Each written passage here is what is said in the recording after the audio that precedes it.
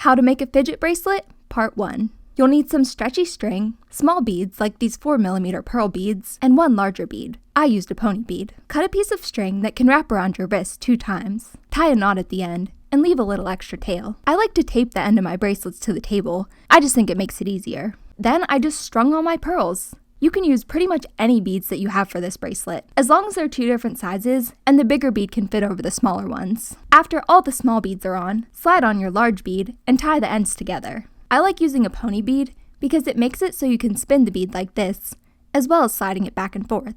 You can move the larger bead while the bracelet's on your wrist like this, or you can take the bracelet off to fidget with it. For more bracelet ideas, make sure to check out my YouTube channel, Megan Weller.